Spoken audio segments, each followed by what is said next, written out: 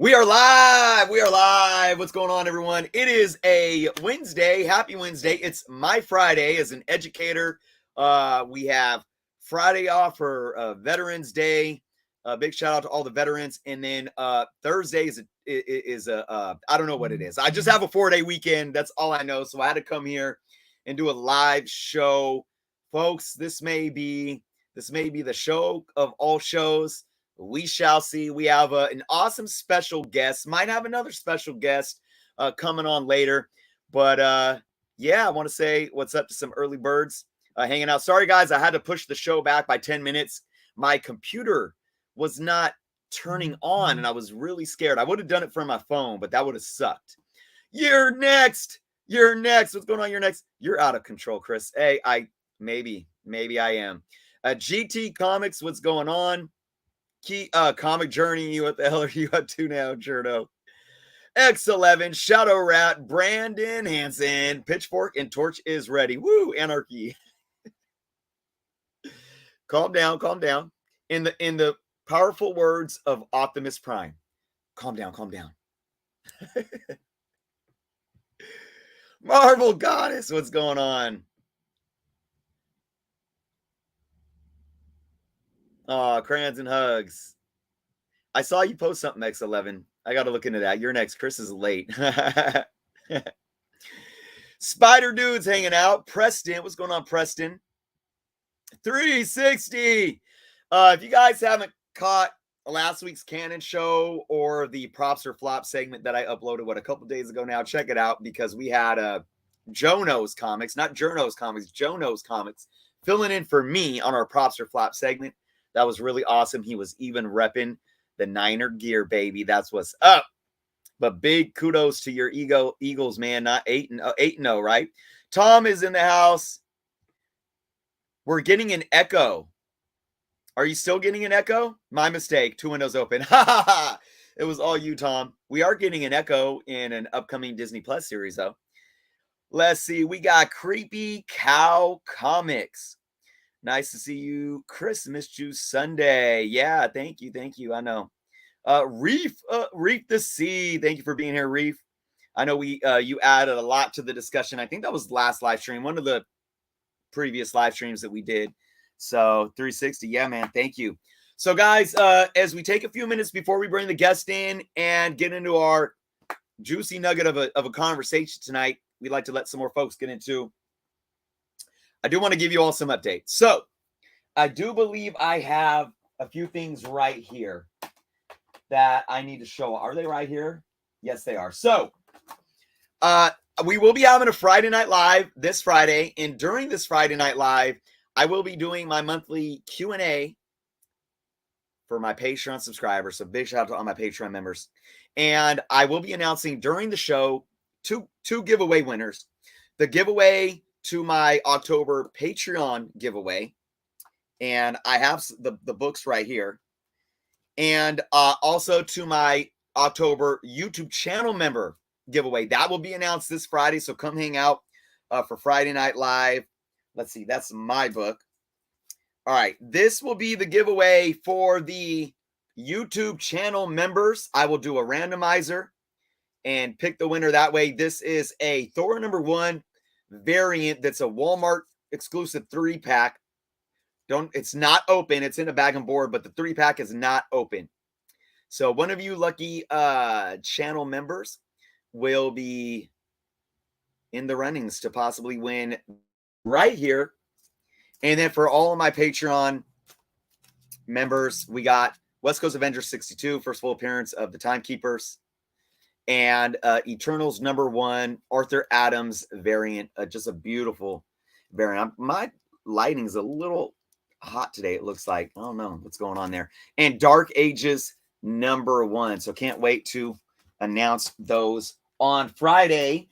And then, we do have the year-end Patreon giveaway. I'll be announcing this probably right after the new year, first week of January. This beautiful Venom #29. This is the Origin of Codex, but it is an awesome Scorpion Comics variant exclusive. Just a beauty.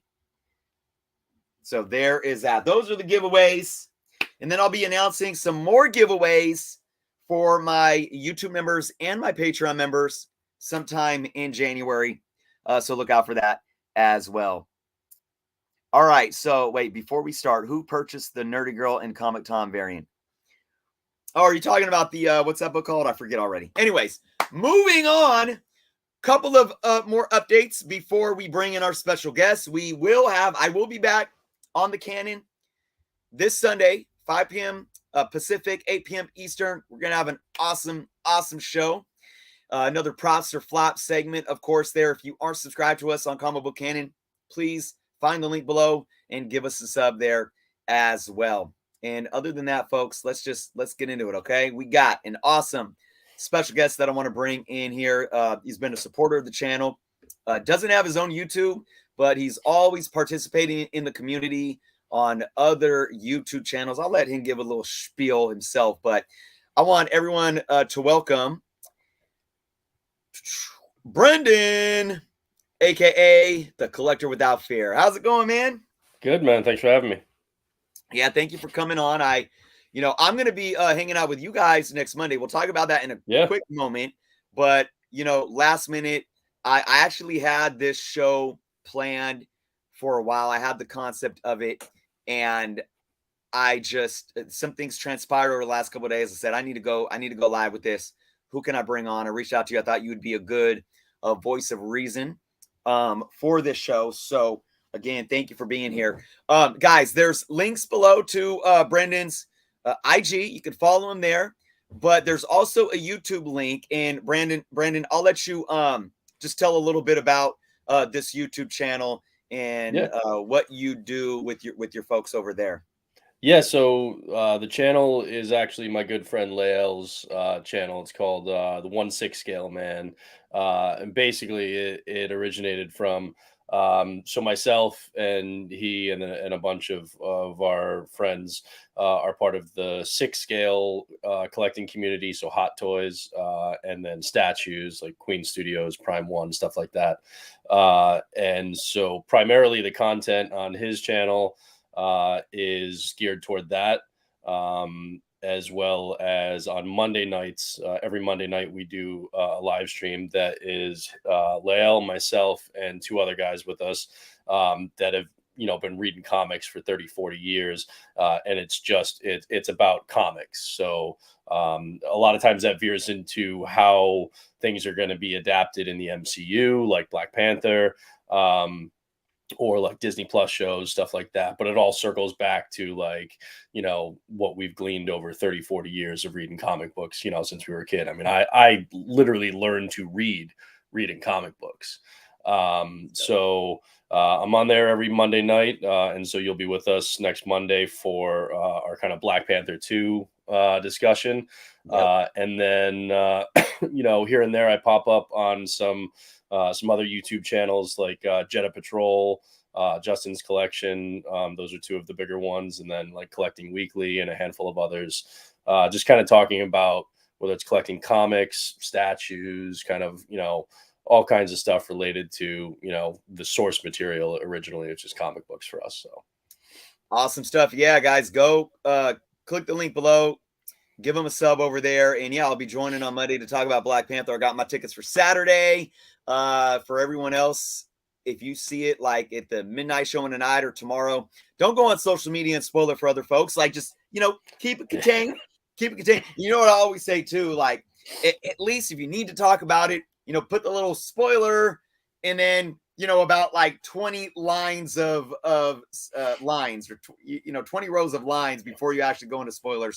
So, yeah, I remember when Logan came out, my kids were small at that time. I said, is Logan okay for like, what were they? Maybe 11 and 9. Somebody was like, yeah, but and he's like, this happens at the end. And I'm like, are you kidding me? Like, that's not what I was asking for.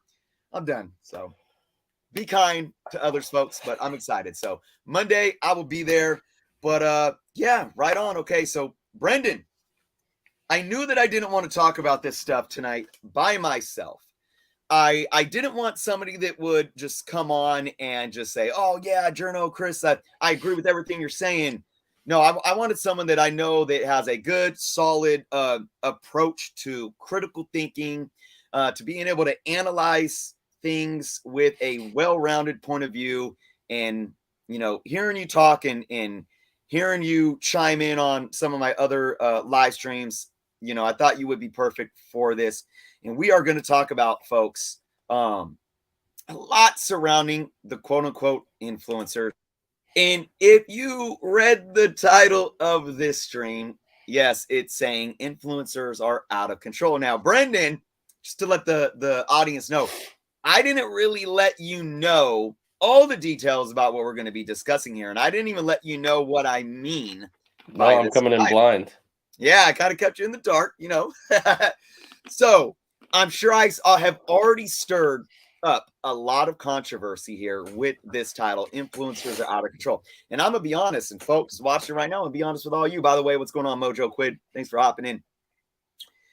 Basically, some of you are gonna either probably love me or hate me tonight. But look, I want everyone to be able to voice their opinions, whether you agree with me, whether you disagree with me, whether you're maybe somewhere in the middle. I want you to do it respectfully. I don't want you to, take it to a level that you guys know that I don't tolerate on my channel. But we're not here. We're not here to just say, yeah, yeah, yeah, yeah, yeah, yeah, yeah.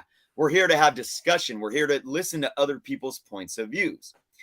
But I think a lot of you may be a little, what's the word I'm looking for? Maybe you've already misunderstood my intent because of the title saying influencer out of control. So, Brendan, I'm going to kind of preface the show by explaining exactly what I kind of mean by this title. And then I definitely want you to jump in from there and start giving some insight in your thoughts. So this title, I use this title because many that watch know that I don't get down with pitchfork and mob mentality, even if it's for something that I agree with. I've done many streams now, a lot since obviously C2E2, where I've had to bring attention to saying, I understand when people get frustrated. I understand if people have concerns or maybe they're angry or upset about something. But there's a way to go about that that's productive, and then there's a way to go about it that's counterproductive. I've gotten a ton of crap for doing this. I've gotten the pitchforks in the mob mentality picked up against me. I've had other YouTubers, keep my name in their mouth and, just talk down, talk bad, or simply tell lies, whatever the case may be. I've always tried to keep my door open and have open discussions. People refuse to. And there's a lot going on in the industry right now that I've talked about as well, to where I feel like it's an us against them. And we have all of these buzzwords or all of these labels like influencer, flipper, whatnot, or et cetera, et cetera. And I feel like there's this ever growing divide between people that claim that they are here for the hobby or they're true collectors next to people that they seem or see as influencers or flippers or whatever, right? So I am here today and say that they are right. Those people are right in a sense that influencers are out of control. But I'm here to tell all of you that the influencers are them. The influencers are all of the individuals that are creating the rhetoric in the dialogue, stating that it's them that you should be mad at. It's them that you should be angry at. It's them that are this, it's them that are that, and it's we that are this. Now, don't get me wrong, we're going to break down influencer a lot more, but Brandon, I'll let you jump in here, and I'll kind of pose this question here. I personally have always been, I don't like labels. I understand, though, the term influencer at its core for anybody that's on social media, especially if you're in front of a camera. But what are your thoughts on my initial statement of saying that there are people out of control, and I believe that the correct title for these individuals is influencers as well, that are indeed, in my humble opinion, creating or pushing forward this narrative that is very much a pitchfork / mob mentality. Yeah, well, influencer might be one of the words in the English language that I hate the most Yeah. now. Just because it just caught on, and now it's just, well, anybody with a YouTube channel, anybody with an Instagram following, they get it, but it's used as a, and I used to, back in the day, I run my own video production business now, but I worked in PR before that. An influencer was used in PR was to try and figure out, like, what type of people or content platforms and creators do you want to work with in order to get your messaging out on certain, issues germane to your business or your client's business or something like that. It wasn't this super negative word, and now I can't remember the last time I heard somebody use the word influencer and it wasn't in a derogatory Right. way, right? Right. It's always got a negative connotation to it now. Yeah. um and for me, it's just like, yeah, the word itself is bothersome, but realistically, we're in the infancy of YouTube and of online selling, like Whatnot and eBay, Right. even, and stuff. Even though eBay's been around for a minute, it's because this all of this stuff is evolving. And when YouTube channels were first popping up, talking about different topics, comics, statue, whatever you're collecting, right? You're collecting stamps, or there are YouTube channels out there for that. Right. Right. But it was basically like one person's got a YouTube channel and they slowly build up. Really, it's been in the COVID era where live streams, and then, tons of, we got like roughly 60 people in the chat right now, right? Didn't really have that too much prior to COVID. Like that, it's a relatively new development. And all of these people, they start, they vibe with a particular channel, and so they're joining in on weekly streams, or sometimes even nightly or multiple times a week. And so you start recognizing the same names in there, right? You may, call them out, highlight their comments. They see each other, so they're talking to you in the chat, but they're also talking to each other in the chat. And people start recognizing names, and they say, oh, this dude is in the chat on these streams all the time. And then when that person says something, it starts to carry more weight the more that person is recognizable in the chat, right? And so influencer, as much as I can't stand that word, it's not just the people on the screen. It's not just the people running or owning the YouTube channel. People in the chats are influencing each other by making arguments, and that's not a bad thing. Yep. It's Yep. just you're presenting your opinion, you're presenting your point of view, your argument, and then people can do with that what they will, but you are having an influence on people. The problem is that people don't want to acknowledge that they are actually starting to have an impact on these channels, in addition to the people who, are in front of the camera, who are on the screen. But they also, and I'm saying they in a general sense, I'm not saying everybody, but Right. a lot of people want to point a finger at somebody else for their own purchasing decisions, or the fact that they missed out on something, or that they spec'd on something and it didn't pan out, right? And so if a channel gives you information on something, for example, and it's all factual, they're not saying anything that isn't correct. They're not like, there's this person has been cast in this role, this character is coming into the MCU or the DCEU or something, and this is their first appearance. And right now the fair market value on that is X, and it used to be Y, so it's gone up or it's gone down. As long as all that information is factual, you can't blame them for what you then choose to do with that information. Yeah. So there's influence on both sides, but we also, a lot of people are using that as this kind of like scapegoat for their own autonomy and their own responsibility for just being an adult and making their own decisions. Let me jump in right there too. And I have to make this known for the chat, because I get so much crap when I just tell people to sit back, think about your actions, do things in a productive manner instead of counterproductive.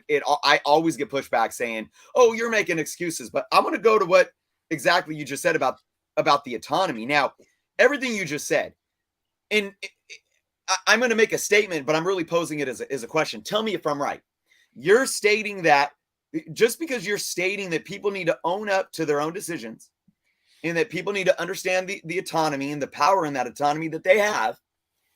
In no way, though, are you making excuses or condoning any type of, borderline unethical business practice or treatment of anybody within any type of community or industry. Yeah, it's not about. I'm definitely not condoning unethical behavior in the sense if it's deceptive, right?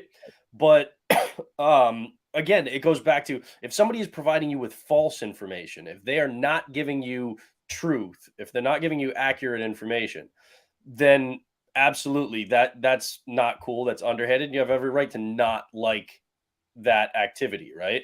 If they're offering their opinion, all right, and it differs from what you believe, or they're offering facts and you act on them in a way that maybe doesn't work out for you, if they are actually facts, that's not, that's not unethical. um but I think a lot of people are just kind of, like the other term that I hear constantly is this pump and dump, right? And it's like what people are calling pump and dump, that's a comic book dealer, right? That's been around for 30, 40, 50 years where guys buy collections, then they sell. Like, I just got my grail of comic books. I just picked up a Daredevil #1. Yeah, Okay. nice. Congrats. And this is my ultimate grail. And I got this from a comic book dealer who bought a collection from a guy out in Texas, went through, priced everything out. I worked out a deal with him and I got this book. All right. He's a comic book dealer. All right. The only difference is now there's an app for you to be able to do that online. So it doesn't have to just be limited to whoever's in your locale. Right. He could have easily sold this to somebody on Whatnot. All Yep. right. And when people say, oh, they're overpricing or this and that, it's like that's the other part of your autonomy, right? It's like Right. if somebody is selling something on Whatnot, either buy it now or let's say they start at a dollar auction, right? And it goes for like $50 over fair market value, what it's currently listed right now. They didn't do anything wrong. They started an auction at a dollar, and then the market, meaning the people that were in that auction, decided to bid it up past what the current fair market value is. Okay. Now, yes, you can try and like egg people on, be like, oh, you guys, you got to get like, when they know that it's gone over fair market value. I don't like that behavior, but at the same time, they're running a business, and I myself know what a book is worth, both Right. market wise, but also personally to me. All right. Yep. So a perfect example is there was a Daredevil book I mean, you can probably tell from, my IG handle and my grail, but like I'm working on collecting every Daredevil book ever published. Okay. And there was a specific book from volume 2 that is not a major key. Okay. But it's part of my favorite story arc in that volume. Okay. And it was and it was written by Brian Michael Bendis, and the art was done by David Mack. And David Mack signed a copy of this particular issue as a gift to Comic Tom, and he had that up for auction in a Whatnot stream, right?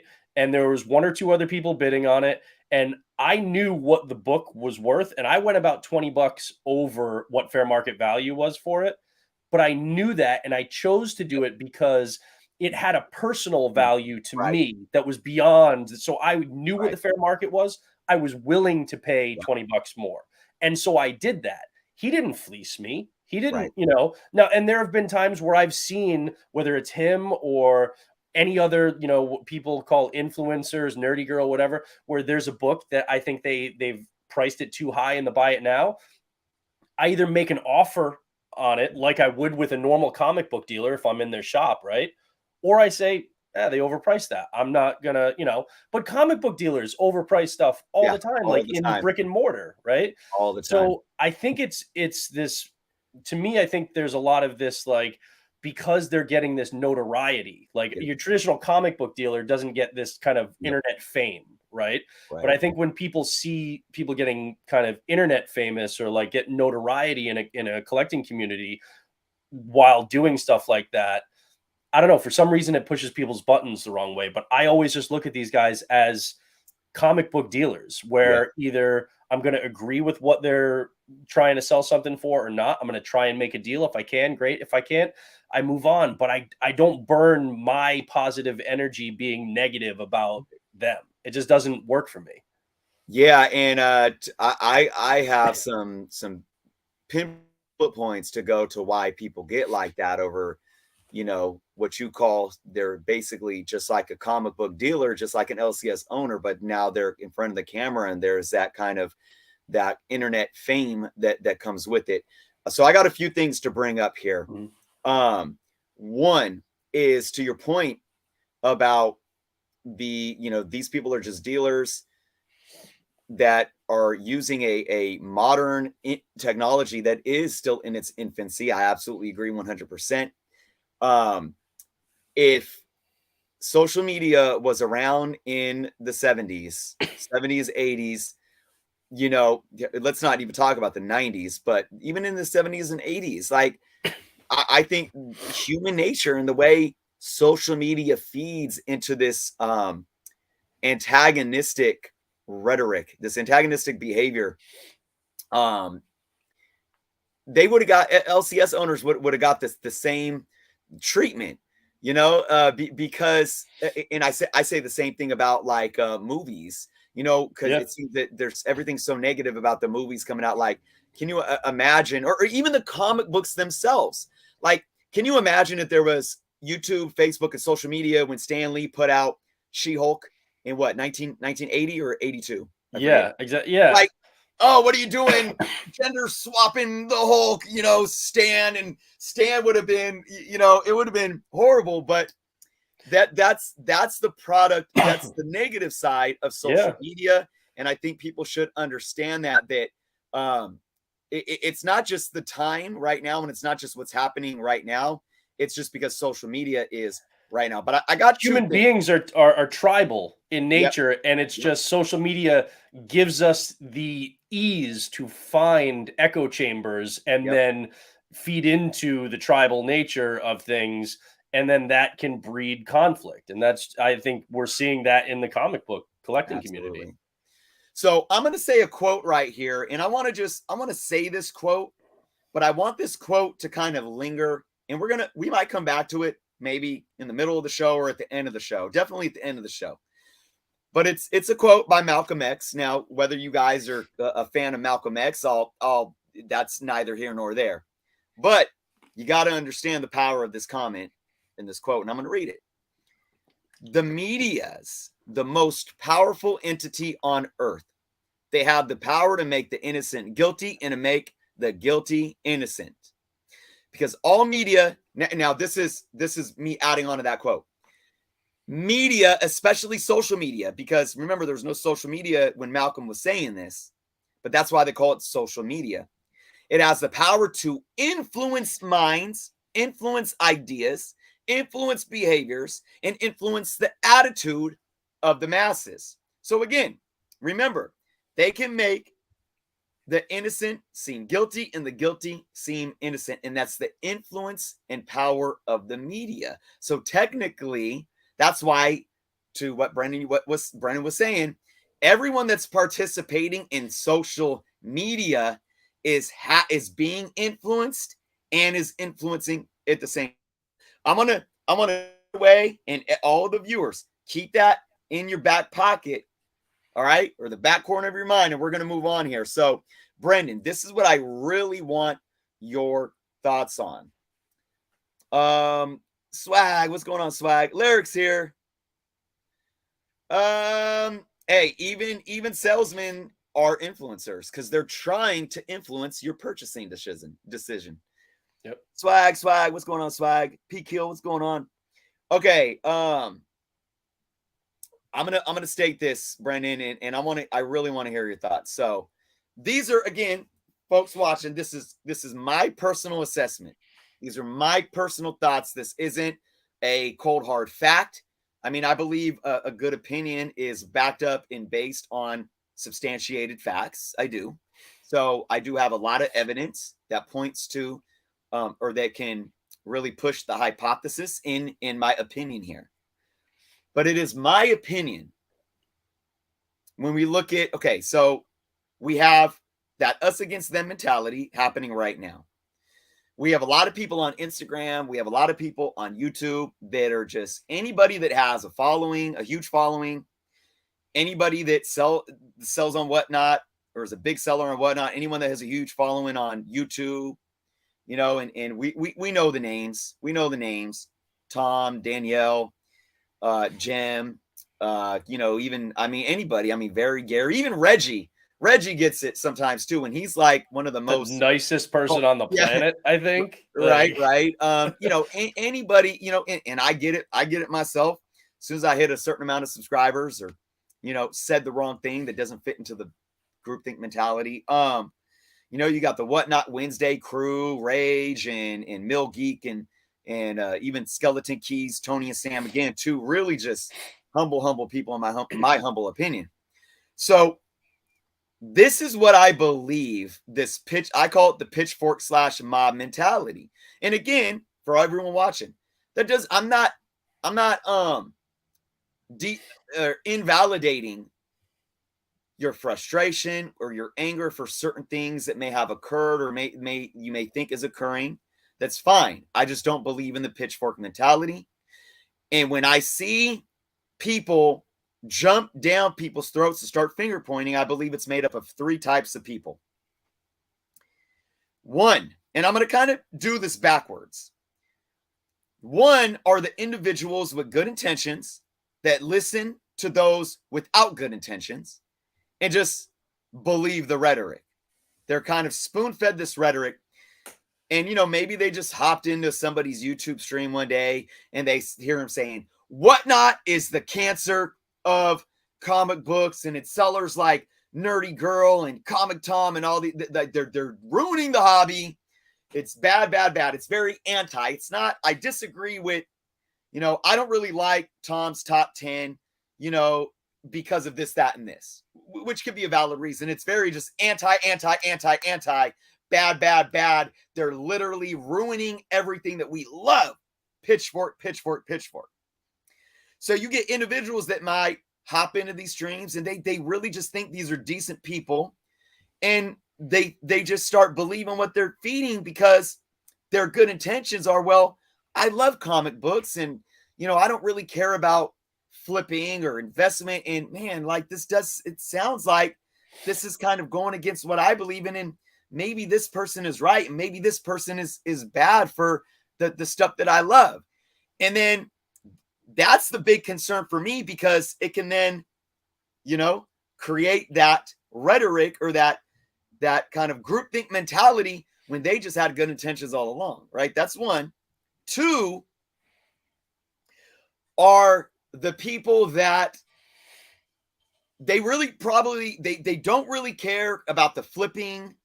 They don't really care about, the MCU spec necessarily. Maybe they do, but they are entitled as collectors to own everything. And those are the ones that they don't have the FOMO. They have the what's the word?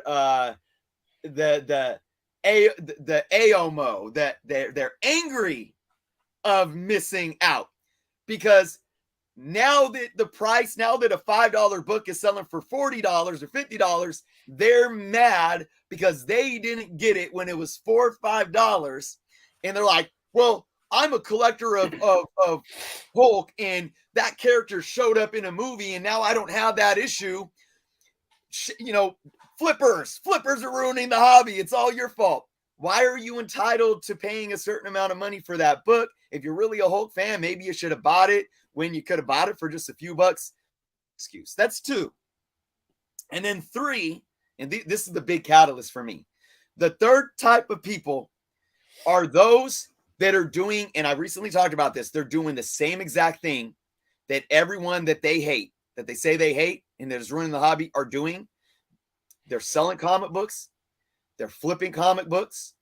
They're a YouTuber. They sit there and tell people to subscribe and click the like button, and they'll take all those super chats all day long.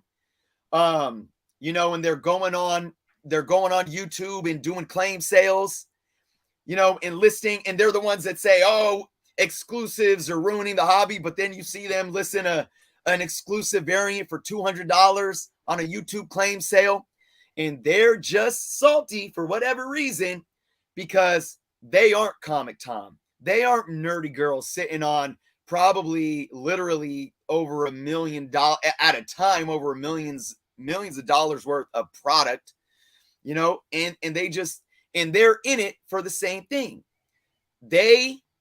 And it goes back to Brendan. I'm sorry for being long-winded, but I want to get this all fleshed out for you to respond. They want the limelight. They get fed into the fact that I'm in front of a screen, or maybe they're not even a YouTuber. Maybe they're on IG and they get that following because what do? They get validated. What were you saying earlier, Brendan? It's the people in the chat. You start hearing somebody say something and it sounds like something that you agree with. And then you start interacting with people in the chat. They're highlighting your comic. And they're like, oh, Journo just highlighted my comic. Yes. And it's that rhetoric, and it's that echo chamber of now I'm validated. And I really feel that the people that are driving this divide and conquer mentality consist of these three categories of people. Brendan, what are your thoughts? Yeah. No, yes. So I think that those are fairly accurate. I liked what you said before about having your opinions about anything and everything in the hobby is fine, but when you what you said was funny because many moons ago, so my old man was a high school teacher whom I had in class my junior year of high school. So that was interesting. Nice. But he taught a class that most high school students either loved or hated, right? But it was all about logic, to fuel morality and things like that. And one of the things he would say that would, really irk a lot of high school kids who didn't want to have to come up with supportive arguments for their position was everybody's entitled to an opinion. Nobody can ever take that away from you. But your opinion is only as good as the evidence that backs it up. Meaning you can have an opinion. That's your right. Nobody can ever take that away. But if my opinion is that I can walk through this wall, you can't tell me that I can't have that opinion, but I'm pretty stupid and you're going to be right and I'm going to be wrong, right? My opinion about nuclear physics is not as valuable as a nuclear physicist, right? I can still have the opinion. That's fine. And a lot of times people will be like, well, that's my opinion, or that's how I feel. And like, that's valid. That's fine. But if you want to be in an adult conversation where you have to actually bring evidence to back it up, right? And people tend to not want to have to put in the work to do that, the brain power, the research. And the perfect examples, we've had two recently. Whatever your feelings are on, and I think people were predisposed to disliking either certain people or certain platforms like whatnot, right? And so they jumped the gun on things and just kind of wanted to have something that basically validated the opinion that they already felt, right? And so C2E2 was a perfect thing where, I remember like even you had said, let's wait and let's see what the facts were. Okay. And then we can say, okay, this person was in the wrong. This company was in the wrong. Absolutely. But people immediately jumped to accusing some people who literally were not even in the state, let alone being at the show, right, of wrongdoing. And then as those facts came out, and I remember a lot of people were going after you for saying, wait, let's hold on. And I would venture to guess that very few of those people that had their pitchforks out coming after you when you were saying, let's just wait a minute, came back and apologized to you when it came out that, oh, wait, no, the people that they were attacking weren't involved in this, right? Um, so there was that. There was NYCC and the whole Peach Momoko thing, and people were saying that it was Whatnot, or Whatnot sellers involved, and Whatnot had nothing to do with what happened at her booth, and but people just there were this the second that it happened, there were streams and there were videos all over YouTube decrying Whatnot and all these different influencers and stuff, because they were primed to dislike those people. And if you dislike them, that's perfectly fine. All right. There are a lot of people I come across in this world that I do not like. Okay. I'm from Boston. That's how we Mhm. are. Right. But that's, what I mean? Like, get the evidence. And then if the evidence backs up what you're trying to put forth, then great. And use that. But if you don't have the evidence, then you can say, look, this is my feeling, this is my opinion, but I'm not just going to roast somebody without knowing. And I think that that's where people kind of jump into that part of it. And then, like you said, um, people see somebody who has a certain amount of status, a certain amount of subs, things like that, and they kind of want that, right? I mean, who wouldn't love just making a living in their hobby, right? Just sell comics, own a brick and mortar, sell on Whatnot, and just be able to work in comic books for your life. Like that's awesome. Who wouldn't want that, right? But you got to still put in the work. And whether it's a Whatnot seller or a YouTube channel, they didn't just start with 50,000 subs, 100,000 subs. They had to grind to get to that point and to enjoy whatever perks or whatever thing that they're doing right now. That doesn't absolve them of behaving ethically, but we have to actually only call them out if they aren't behaving ethically. And sometimes our biases or our predisposition to being upset about something can color that. So, again, to me, I think it's just like, take a step back and just own your own decisions, own your own, feelings, and then just deal with that, right? Not kind of like project it onto somebody else because they have a certain amount of status, or undercut the fact that you have influence yourself. As if you're in a chat, if you're on a stream, your influence. I don't have a YouTube channel. All right. Part of it is because I work in video production, so I don't want to have to do that too while I'm doing streams or doing something that I enjoy. I'd like to keep that kind of separate from what I do for a living. But at the same time, I recognize that I could influence somebody in the chat right now, or somebody watching this on replay later, because I'm on the screen that they'll be watching, and that they can take points away from what I'm saying and say, "Oh, all right, I didn't see that way." And that's not a bad thing, all right? You influence people literally every time you create a piece of content. It's about what we're trying to accomplish with that matters, right? And I think, I don't know, for some reason, whenever money gets into it, people really get up in arms too, when it comes to collecting. And it's not just comic books. There are other, like, 6 scale figure statues, well, I guess it's stamps, anything people collect. And when money is involved, that's typically when stuff tends to go off the rails. But like, when people are saying, I don't like when, people are doing videos where they're like, this is the fair market value. You can get this book at this price, and you can probably sell it and make a profit down the road on this. It's like, some people have a problem with that. I don't have a problem with that, because I'm all for letting the hobby fund the hobby. Okay. And that's not a new thing. It's become more prominent and visible because of YouTube and social media. But people all the time will buy stuff and then use that later on to sell and to fund the next thing that they want to get. Perfect example is, like, again, my Grail. I got this. I can't get like a 9.0 or something in this right now. That's like, I don't have that kind of money. I had enough to get this, which this is probably, when I get it pressed and cleaned and graded, is probably going to be 3.5 to 4.5, in that range, right? If this is the only copy I ever own of it, I'll be content with that. But ideally, what I would like to do is, down the road, when I'm ready to put in some more funds, then I sell this and put that money along with whatever else I've got, in the bank, to fund a higher grade, and I purchased that. Use the hobby to fund the hobby. So when people make content that shows what you can get for fair market value for a book right now, what it might be a year from now, or what it was 6 months ago, I don't think there's anything wrong with that. But I think when people see content around money and around value, that's when they tend to get triggered, I feel like. Yeah, I definitely think that's a huge aspect. But I think sometimes that might be kind of like a smoke and mirror.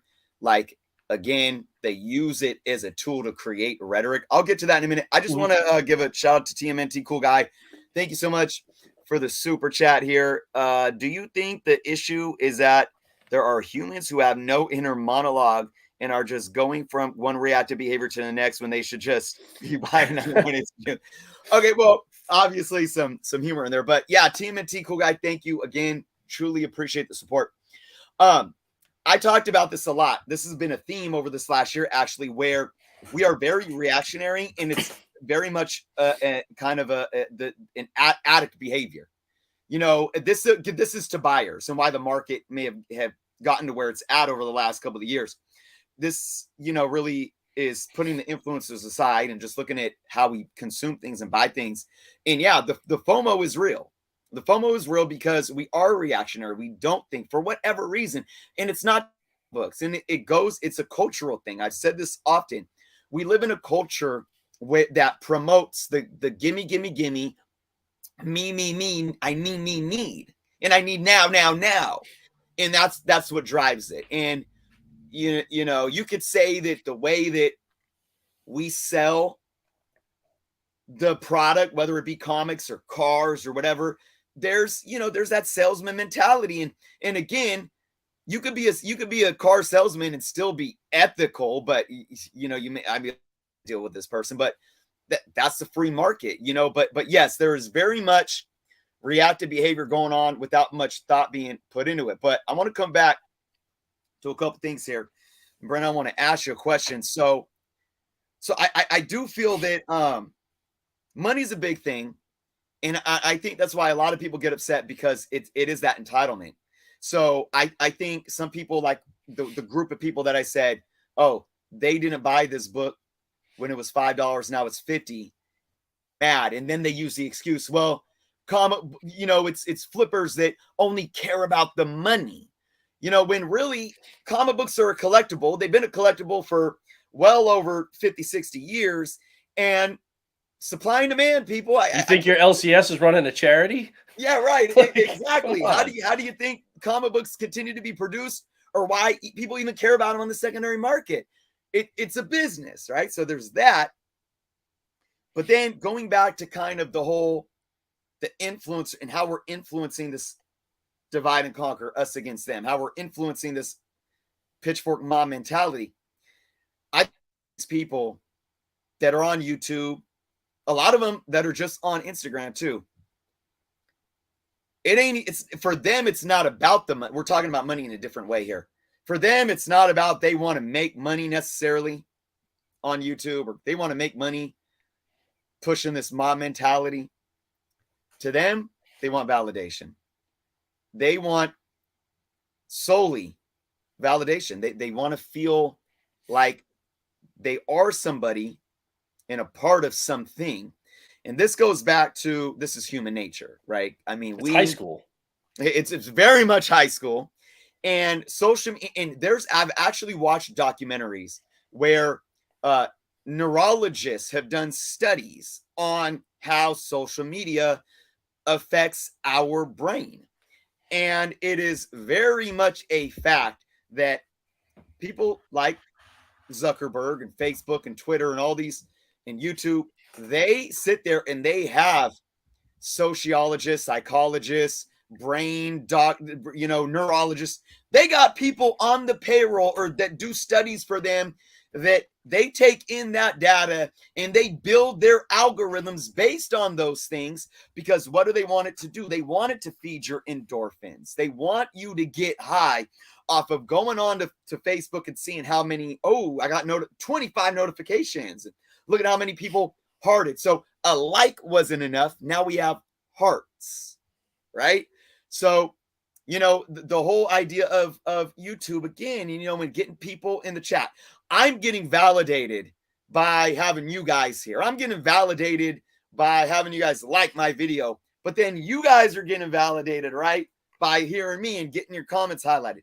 So the question I want to ask you, Brennan, is this.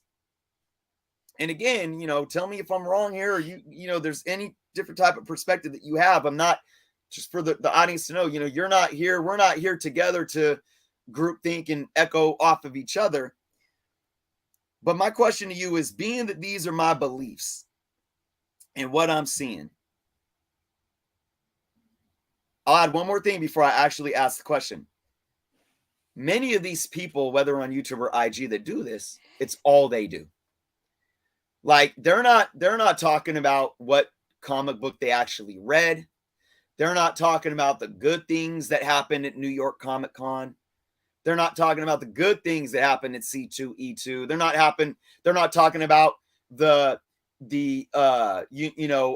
cure for cancer thing that that happened on YouTube. They're not talking about the what was something, the fundraiser for military members that happened on Whatnot. Mm-hmm. And they raised thousands of dollars for military members in need on Whatnot. Everything they do is about the toxic, pointing the finger, pitchfork mob mentality. What would you say if this is people's true mind state and they just really think that they're feeding into being a part of something, they're feeding into that validation? What would you say to them to try to kind of steer them away from that, or try to get them to really realize, even if they believe, even if there's some validity in some of their anger, how do you even start to have a conversation with these people that seem to just be so, narrow-minded, and this is me, this is how I'm handling it, and there ain't no other way? I would say take whatever influencer or whatever platform you dislike the most. Okay. So let's say you don't like Comic Tom, or you don't like Gem Mint, or I don't know why. I mean, he seems like a complete sweetheart, but you don't like Reggie Collect. Like, you don't like one of these people. You don't like the platform Whatnot, or you don't like eBay or Mercari. Okay. How are any one of those things, for people who say this so-and-so or this thing is ruining the hobby? How are you not able to, what are you not enjoying? How are you not able to enjoy the hobby today in a way that you were yesterday before that, right? Because if you don't like this particular influencer, you don't have to watch their content. You don't have to buy from them on Whatnot. If you don't like Whatnot, you can buy on eBay or just brick and mortar. If you don't like eBay, you can go on Mercari or brick and mortar or what, you know what I mean? So it's like, if you think about the thing that is angering you, the thing that you don't like, right? Are they preventing you from enjoying comic books? Are they preventing you from enjoying reading a book? Well, let me jump in there, and this is one. So I'll just say, so you're having a conversation with me because I'm on Instagram every day. I'm creating like sound clips of Gem Mint or Nerdy Girl, and I'm using clown emojis, and I'm like, that's right, you're exposed, ruining the hobby. I'm all, true collectors unite, us against them. And then I'm coming on my YouTube and I'm literally, like selling t-shirts that shows me stomping out the head of Comic Tom. To answer your question, these people are ruining the hobby for me, because now when I want to go buy a book that was, only worth a few dollars yesterday, selling it for $80, and they're influencing these people to, gouge the price. And now I can't buy it because I can't afford it. Cry me a river. Sorry. Here's the thing. Okay. For one, they cannot prevent you from enjoying the fundamental thing that I love about comic books, which is the story and the characters. Okay. They can't prevent you from enjoying that, because even if you can't get a physical copy of the book because it's so expensive, you can read it digitally. You can still enjoy the story itself. Now, if you want to be that physical collector and you want to get that physical book, I get that. Part of collecting, and if you go long predating YouTube and social media, okay, you can see data that shows that the fair market value of books dating all the way back to the golden age and the atomic age, right? The values go up and down based on trends in society and pop culture. And, the market goes up and down. Yes, social media can have an impact on that now, but social media was not the genesis of that. That was happening before YouTube. That was happening before social media. Okay. So that's not a new thing. That's not a cause and effect thing. It's just the latest thing to play a role in market fluctuations. Right. Part of collectibles is it's okay if something is out of your reach. Yeah. Like I just said about my Grail. It's like I can't afford a 9.0 right now. So, and the thing is, I knew with all the spec going on right now about, with Daredevil back in the MCU now, with him going to be on the Echo show, and then Daredevil and Kingpin going to be in the new Daredevil Disney Plus show. I knew that prices, because I'm trying to collect every book ever published, for Daredevil. I have seen the prices on all of the books start to go up. Okay.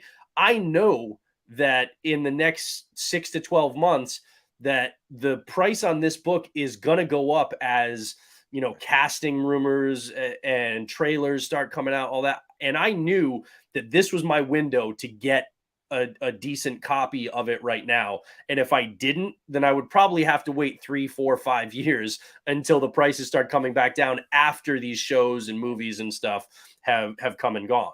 Right. So I accept that. I understand that I can't just go out and buy an ASM 15. Right. I mean, I Amazing know, Fantasy like 15, that. right? That's Like, my Grail run, right? Amazing Fantasy yeah. or Spider-Man #1. It's like I should be mad at everyone for the last, Who has 6 one, because I years. don't. Like, Right. you have to Exactly. understand, part of collectibles is that some things will be out of your reach. Maybe not forever, maybe only for a limited time, or maybe forever. All right. I am probably never in my life going to own an Aston Martin. I would love to, but I don't hate everybody else who owns one because or gets an opportunity to own or drive one or whatever, because I haven't and may never.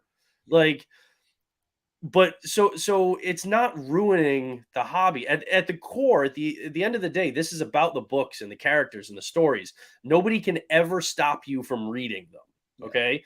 Okay, Digitally, I whatever.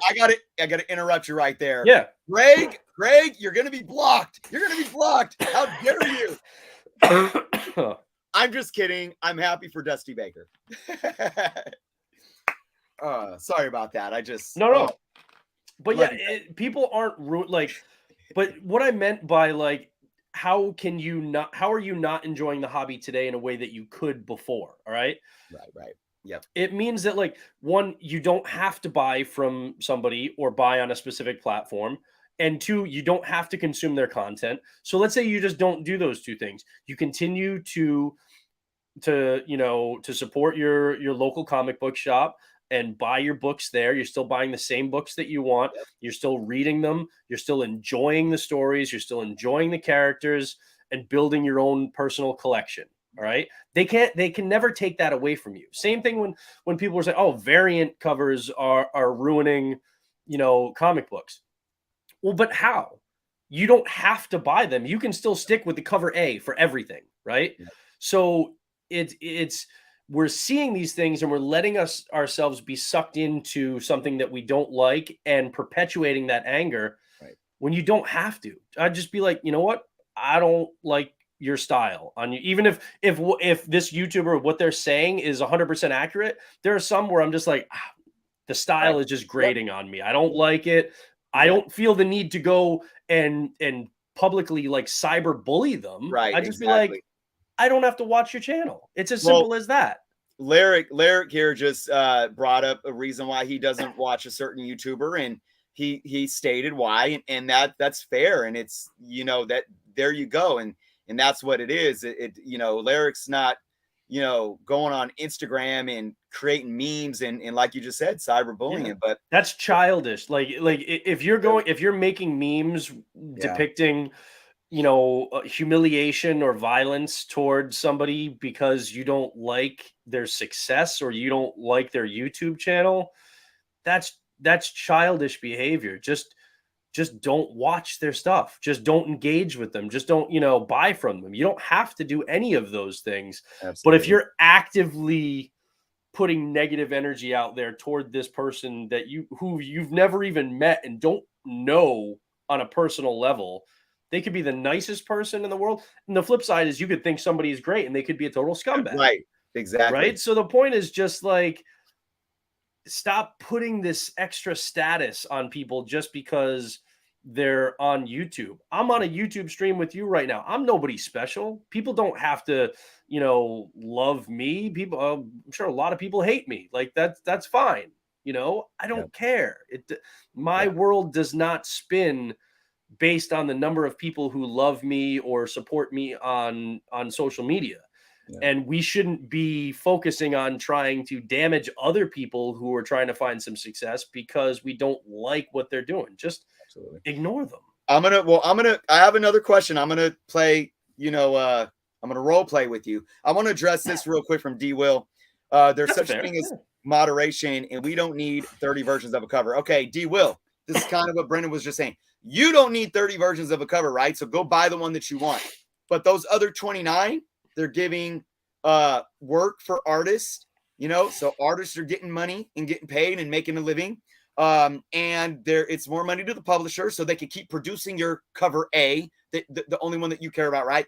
And this is another thing that blows my mind. Well, because I could play devil's advocate to what Brendan just said. Well, variants are ruining the hobby because they're they're taking advantage of the LCSs. Well, look, when you have a 1 in 25 or 1 in 100, if an LCS thinks that they need to buy X amount of a comic book just to get that 1 in 100 so they could sell it for $20, and then they have 54 books of cover A sitting and they're mad, that's their fault. They never needed to buy that many copies. Now, and remember, why do you think they're called incentives? Because they incentivize They're for not called necessities. exactly for the LCS to say, well, if I can actually get my customers in here and build my customer base, then there's an incentive for me because I could sell a couple of variants. That's an incentive for my customers, and it's an incentive for the publishers because that allows them to sell more cover A's, and it's an incentive for more artists. So it's a win-win as long as you're handling business appropriately. And And if you're an LCS that doesn't know your inventory and what could sell, and you overspent and you close your doors, you can't blame anybody but yourself. and the other part of that too that you got to remember is prior to eBay and whatnot, all right, and Mercari, it was a lot harder for LCSs to pony up the number that they needed to get a 1 in 50, a 1 in 100, a 1 in 200 incentive, right? Yep. Now they're not just limited to their geographic location and the clientele, the customers that they have in their area, right? Now they can sell online and they can move that stock that they otherwise wouldn't have been able to do in person by selling on Whatnot or eBay.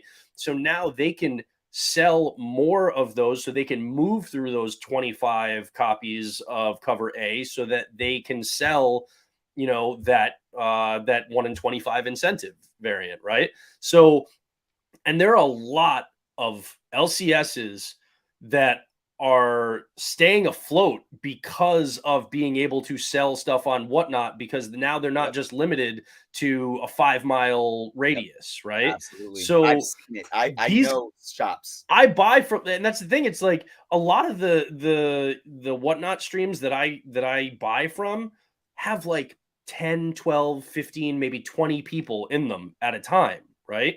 So you're getting good deals, Yeah. but these smaller shops are still able to move product Yep. and keep the Absolutely. lights on, right? Yep. So, when we get the pitchforks out about like this platform or this realize that like variant covers and whatnot, and people kind of influencers and stuff bringing notoriety to different artists and different covers and all these variants, there is definitely an upside to it. Can it be misused? Yeah. Yes, everything can be Everything. misused. Yep. Every social media is a great technology that Yep. can be misused to be absolutely horrible. And it's not the technology's fault, it's us and how we use it that need to own that responsibility. So, and Absolutely. like you said, no, not every we don't need 30 variants of every book. I totally agree. Again, I've stated I'm a massive Daredevil fan. The new #1 that they just started back in July, they made a ton of variant covers. To be perfectly honest, I got like 20 of them. Okay, because I love the character, I love the creative team that's on the book right now, and I love the art that they used on all of these covers. There are a couple that I didn't buy because I was like, I can deal without that one. But I really vibed with the covers on a lot of those variants, and so I got them. I don't need 20 copies of the same book. I got them because I love the art, I love what's in them, and I wanted them for my personal collection. There's nothing wrong with that. That doesn't mean I'm going to do it with every single one, but me owning 20 variant copies is not detracting from somebody else owning just the cover A. Yep. So, and interesting that we kind of circle back to whatnot in how it's being used. So I'm going to go back to playing the role play with you when I was like you know I brought up, for those that may have just joined recently, I brought up, I'm going to highlight it again. I think individuals that are perpetuating the divide and conquer, the us against them mentality, I call it the anti mentality. It's just so anti. It's not, I disagree with this and I don't like this. It's just completely anti, black and white. No, they're bad. This is bad. Finger point. These people are either people that are out just trying to get the clout. They want the same thing. They're selling comic books. They're flipping comic books. They're, variants are bad. Exclusives are bad.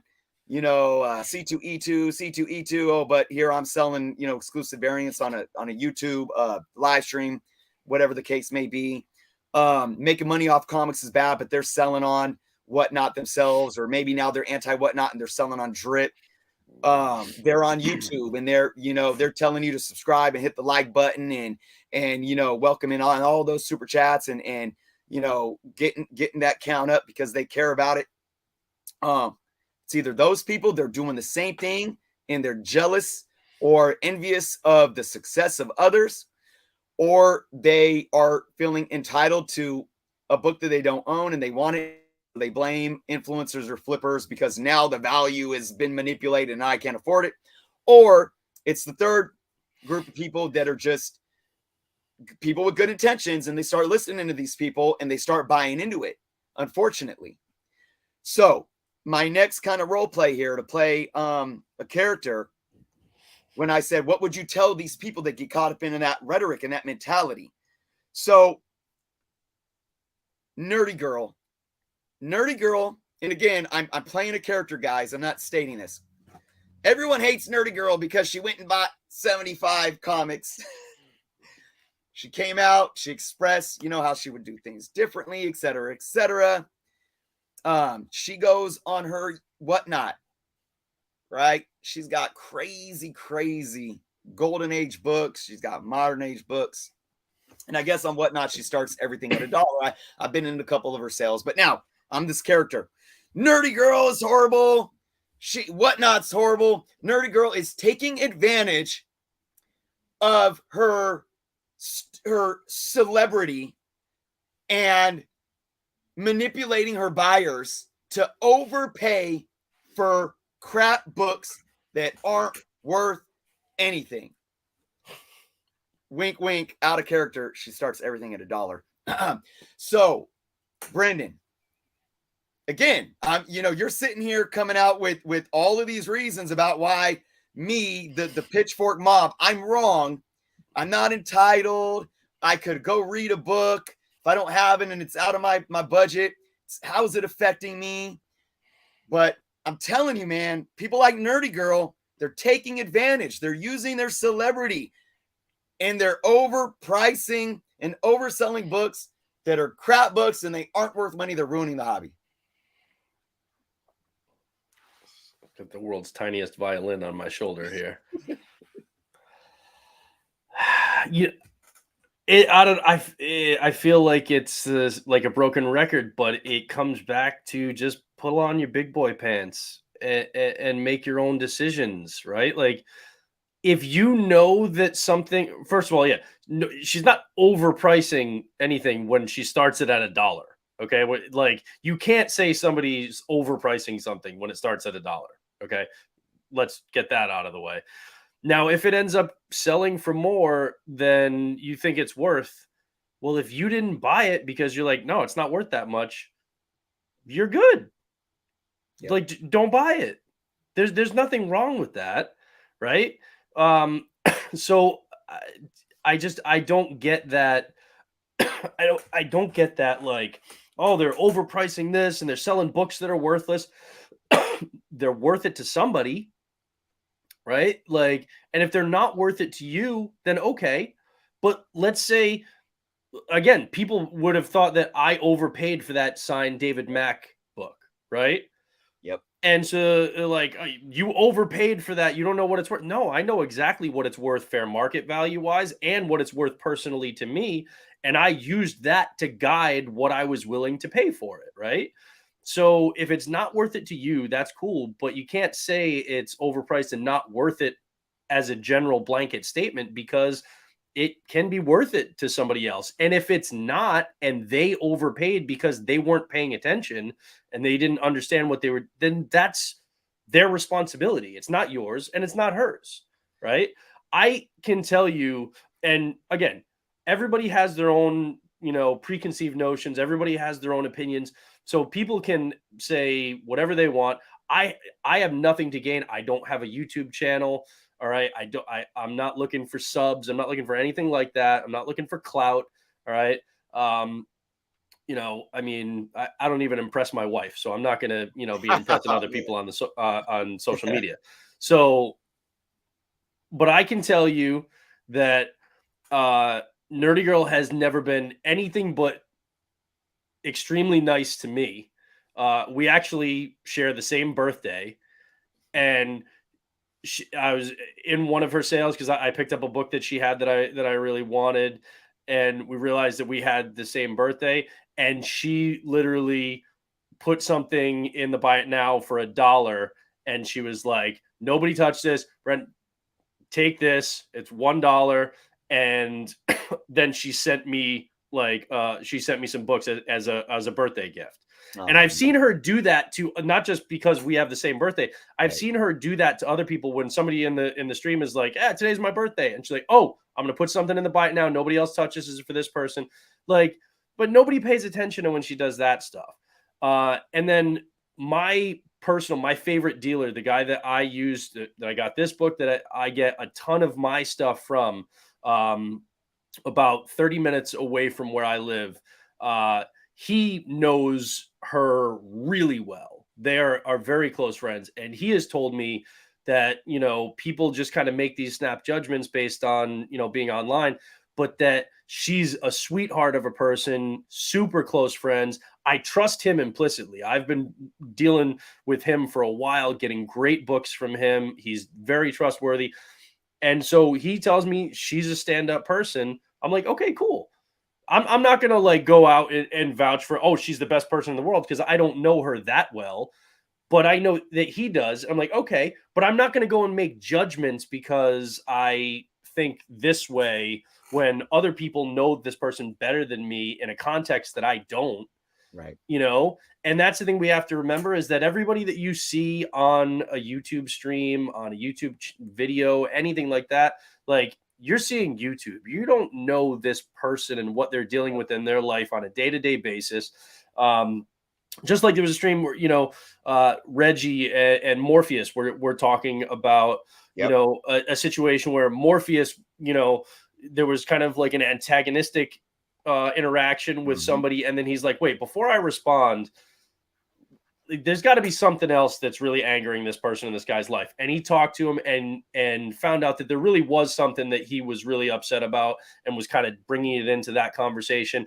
And they worked out. It was empathy, and they worked something out, and then they had an understanding, and it could have gone really negative, but he switched it and it went positive. So again, that to me, that's the thing, is owning your own decisions about what you're going to purchase, and not just blame an influencer because you did or did not get something. And not just make snap judgments like you actually know who this human being is just because you've watched their YouTube videos. To me, again, that's the thing. It's that being an adult and realizing you don't have to like everybody, but you also don't have to be a jerk to somebody because you don't like them. And everybody has their, freedom of speech, right? But freedom of speech, one, people kind of often misinterpret that as like, that means I can say anything I want on Facebook or Twitter or whatever. No, those are actually private platforms, and you agree to their terms and services. So you have the right to not be censored by the government for your free speech, but Facebook can say that's not allowed on our platform, and you either abide by their rules or you don't, and you don't use the platform, one or the other. But whether it's on Facebook, Twitter, YouTube, in person, Mike Tyson definitely had it right, where social media has really made people too comfortable with saying whatever they want, not getting smacked in the mouth for it. Absolutely. But the point is, you can say whatever you want, but you're not free of the consequences of that. All right. It means if you're a dick to somebody, you can get called out for it. If you're not being cool with somebody, you can get called out for it. You can be ostracized because everybody decides, whoa, that was way out of line. You know what I mean? So like, you can say whatever you want, but you're not free of the consequences. So maybe think about what you're saying and who you're going after, and is that really worth it? And is it fair? Right. Absolutely. Man, I want to, again, TMNT, cool guy. Thank you so much. So much for another super chat here asking, do you think Whatnot being a slow your life down and watch platform is causing low testosterone in men and making everyone act like drama mamas? First off, TMNT, appreciate you so much, but I wouldn't I wouldn't sit here and insinuate that because we don't have testosterone, we're more like women, and women are filled with drama. I say that respectfully, obviously, because quite honestly, if you want to talk about drama, I've seen grown men act worse than any stereotypical woman, over emotional woman, or whatever stereotype women get. The funny thing is that this industry is 98% male. 98% grown male. Well, maybe 90% grown male. Okay. And we act like children. So I don't think it has anything to do with Whatnot at all. I think it goes to what Brendan was just saying here about social media and how we treat each other, and the lack of consequences for what we do when we're sitting in the safety of sitting behind a screen. I think Whatnot does allow people to get into the FOMO more because it's live, because you're interacting. There's a lot of that there, but that I touched on a little bit earlier, but that's a whole other conversation. But yeah, man, I just think in general, it's social media that's bringing out this devolved reactionary behavior. But thank you again for the super chat. And so I want to say here, and Brandon, I do think that you've answered, I know children are better, lyric, right? You've answered my little role plays very well.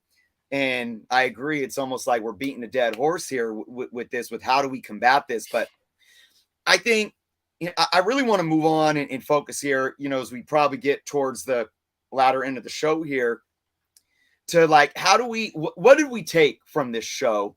What did we take from the things that we discussed? And how do we move forward? And my thing is this, is not preaching to the choir. Brandon, you and I tonight, I know we agreed.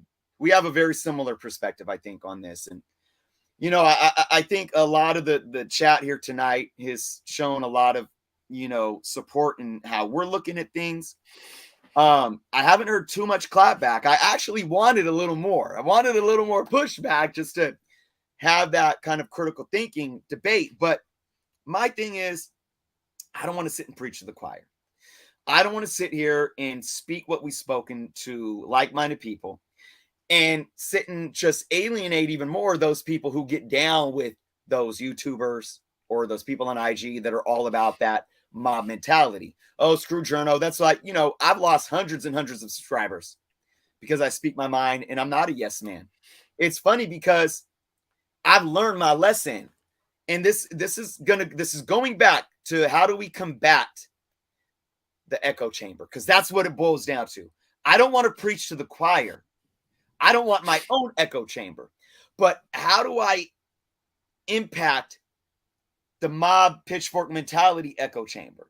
And I'm going to bring up an example.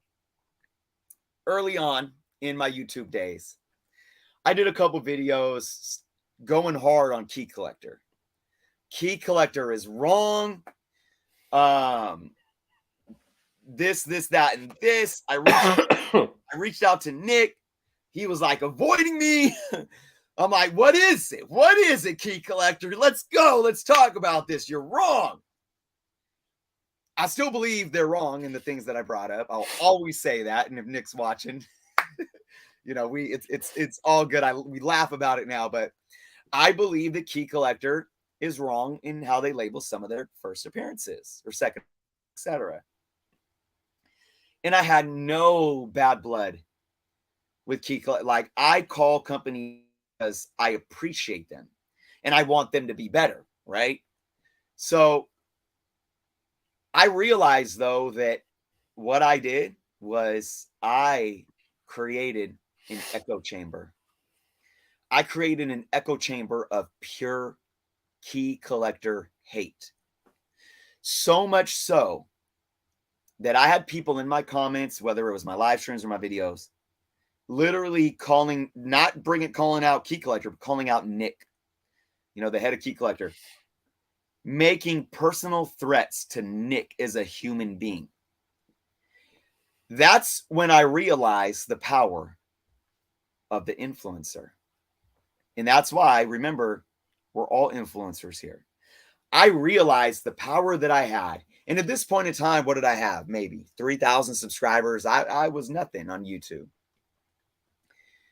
But everything that I said, no matter my intent, everything I said about Key Collector brought up, like Brendan's been saying all night, that, what is it, that preconceived bias, right? Yeah.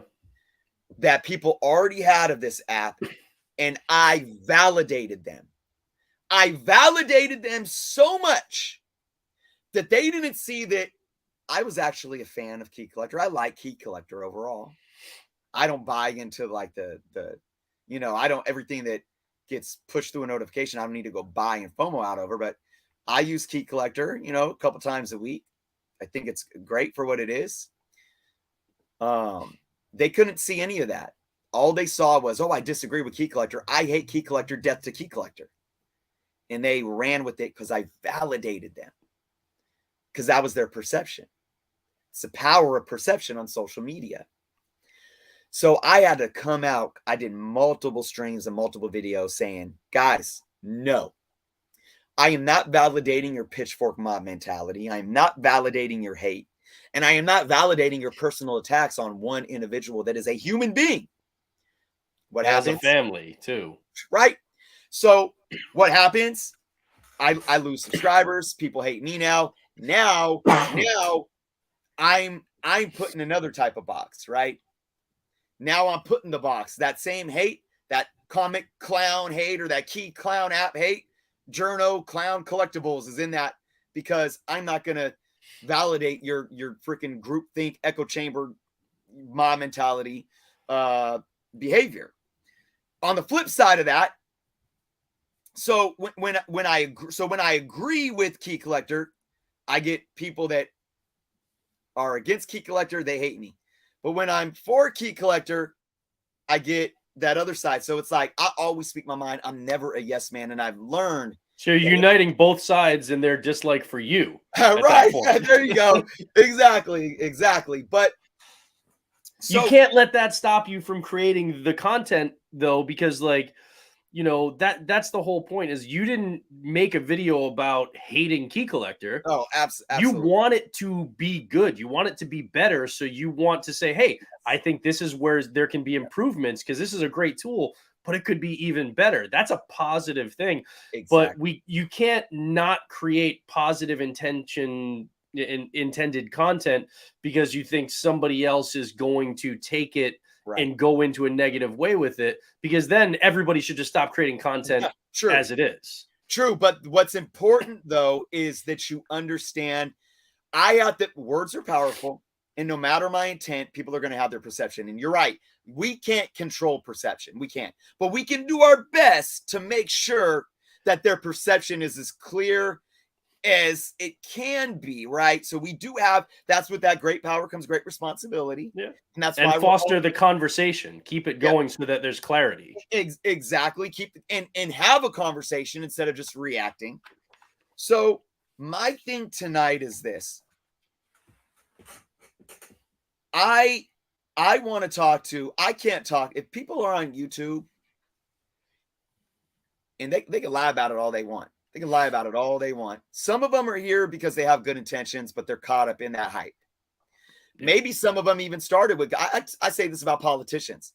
Oh, I'm sure many politicians, Republican, Democrat, I don't care what party, they got into politics because they wanted to do good. But once they got that special interest money in their pockets, oh boy, they'll sell you anything, right? Okay. Same with influencers. And I don't mean influencers just because they, I mean the little guys with the pitchforks. All right. I'm not going to change their minds. Most of them are set in their ways. They know what they're doing. They'll lie about it. They'll lie about it because they're salesmen themselves. All the people on IG that they do nothing but post antagonistic screenshots, clips, clown emojis, and all they do is talk crap. And they validate it by saying this is the real community. They know what they're doing and they're selling you on it. Everybody, even the smaller guys do, because when C2E2 happened, right? I literally, I could not go through my YouTube feed without seeing all of these channels that had only, like 1,500, 2,000, 3,000 subs, but they had a dozen videos about C2E2 in a span of 2 or 3 days. And they're like, this is the worst thing ever. This is deplorable. This is ruining the hobby. But damn, this is good content. I'm getting a lot of clicks and I'm getting a lot of views and I'm getting a lot of subs. So I'm going to keep making videos about this stuff. Right? Like, and that was the thing, honestly, that fueled the whole C2E2 drama. It wasn't big influencers and big platforms. It was smaller channels that just started expanding this echo chamber. Right. So yeah, and to that though, it's for me, I'm not here to change people that know what they're doing and they're selling you on that. Remember, we go back to the Malcolm X quote. Media is so powerful, even social media, they'll have you believing the enemy is your friend and your friend is your enemy, et cetera, right? So me and my point today, how do we penetrate those that truly do feel like they have good intentions and they watch these YouTubers that call these people out? They follow these Instagram people that are constantly talking about death to influencers and whatnot and all this. Those are the people that I hope some of you are here today. You guys are the ones that this stream is for, because I don't want you to come out of this and just sit and agree with everything that I said, everything that Brendan said tonight. But I at least want you guys to think about what we said. I want you guys to try to understand that you got to understand that everyone is here selling a product. Even me. I'm selling you a product, and I will never lie about that. I'm selling you a product, but my product is transparent. My product is many things. It's You know, it could be investing or speculating on comic books. It could be pressing comic books, and it could be talking about controversies, but simply because I believe in having a real conversation and growing the conversation in a productive manner. So, Brendan, I really want, before we kind of just get into final thoughts, I want to allow you to jump in here and have kind of a final, statement on how do you feel we can penetrate the individuals that, like I said, might have good intentions. They might be lost in the group think, but again, like I said, good intentions. They really think that these things are ruining everything, and they're just diving into it and eating out of their hands. How do we impact these people to at least ponder where their brain is at, or where their head is at with all of this? I mean, I think one, it goes back to just lean into the things that you love about the hobby, and the things that you tend to be getting more riled up and more upset about right now. Look at it and be like, how much does it really matter? Or how much is it really impacting me? If I just kind of like put that in the corner and I don't even look at it, I don't watch that YouTube channel, or I don't buy from that seller, or I don't use that platform. If you just do that, are you cool? Like, is that really gonna impact your life if you can just nix that stuff? And I, then, I guess as a collector, does it impact yes, yeah, your yeah, life yeah. as a collector? Now, if you have a business interest in this, if you're trying to make a living, or you're trying to have your collection fund your collection, then yeah, there's a certain amount of that is going to impact you, and you have to pay attention to that. I get that. Right. But the other the other part of it too is, when you're looking at this as like you had mentioned that, Nerdy Girl had said, Danielle said after the C2E2 thing, she's like, yeah, if I could go back and do it again, I wouldn't have bought 70 copies of that book. I wouldn't have done, just like the guy from Black Flag. I actually met him a couple weeks later at Fan Expo Boston. And I asked him point blank, I was like, because I had only heard rumors. I was like, did you really up the cost of the book from $75 to $100? Like, when you found that last short box and you realized you had more and people really wanted them? And he's like, yeah, I did. He's like, I screwed up. He's like, I stupidly looked on like eBay and saw what they were going for. And I was like, I could get some extra money out of this. He's like, I screwed up. I made a mistake. And if I had to do it again, I wouldn't. Now, you can like him or dislike him, whatever. I don't know the guy well. I literally just met him for 5 minutes, had a quick conversation with him, and he said that. But we have to. It's like the whole thing. Remember with James Gunn, where he got kind of canceled and then fired from Disney and Marvel for a while, and then ends up coming back after. It's like, and it was for decade-old poor tweets, jokes that just weren't good, right? We have to allow for people to grow. We have to allow for people to screw up, realize it, acknowledge it, and course correct. And if they do that, we can't damn them because they made this mistake back then. She said, yeah, if I had to do it over again, I wouldn't have bought all those copies of that book. I shouldn't have done that. I've learned that. Okay, cool. She screwed up. She's human. She's not perfect. And she realizes, I'm not going to do something like that again. I'm going to course correct and make sure that I don't make that same mistake. We have to allow for people to grow. We have to allow for people to be flawed and then try and improve. And as long as they're making the effort to be better, nobody's ever going to be perfect, but let them do that. And then the last thing is just be able to, like, one of the things that I love about comics, and I've loved for a long time, and with the guys that are going to be on the stream on Monday night that you're going to be joining us, we'll have heated argument. We'll be yelling at each other, right? Because we love comics. We loved them for 30, 40 years. We love comics. So, and it's fictional characters on expensive paper. It's make-believe, but like we'll still get super heated and be arguing and stuff, raising our voice, yelling at each other. And then 2 seconds later, we'll be laughing our butts off together, right? because we're not going to let it, even if it gets a heated debate, we're not going to get to the point where we're legitimately pissed at each other, or it's going to impact our relationships, our friendships. Try and keep that in mind, and remember that you can completely disagree with everything that I've said in this stream. Okay. But that doesn't mean we have to hate each other. That doesn't mean we can't agree on anything. So let's not find, oh, I disagree with this person in this one respect. We're mortal enemies now. And I feel like that happens a lot in the collecting community now, where it's like somebody finds somebody on YouTube and they say one thing in their stream that you disagree with. Yep.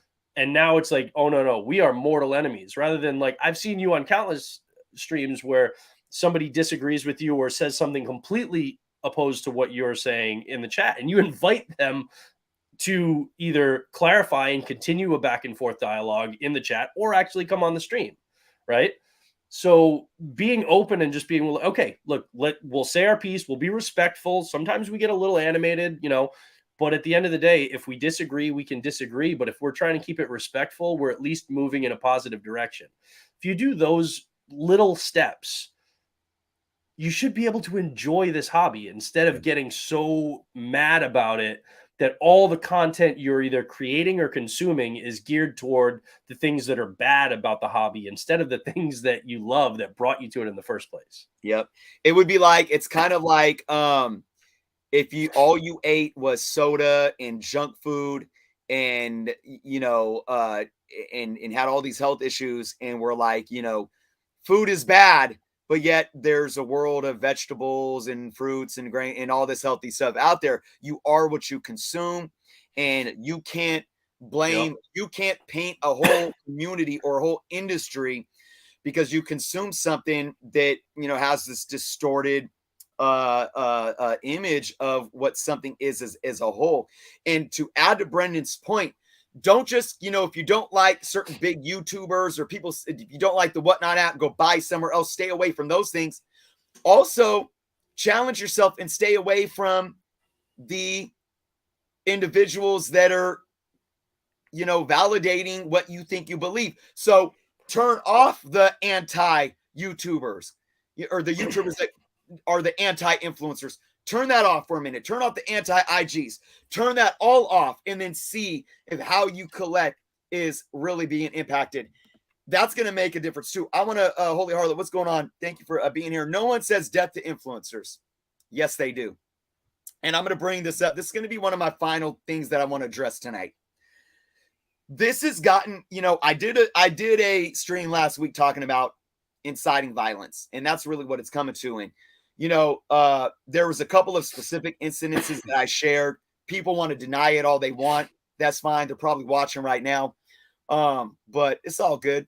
Anyways, you had somebody in a comment on your video that literally, like, his own words said, I went to the Whatnot booth and I started a ruckus.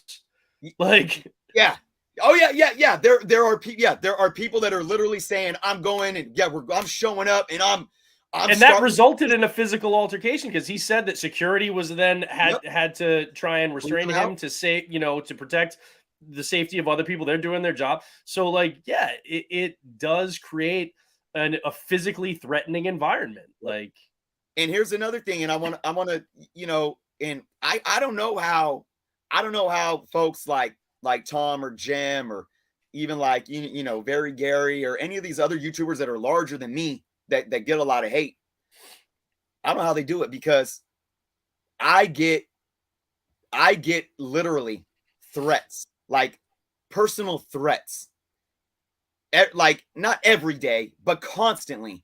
And just this week, and I know who it is. I know who some of these people are, and they're probably watching right now, and it's all good because I know who it is.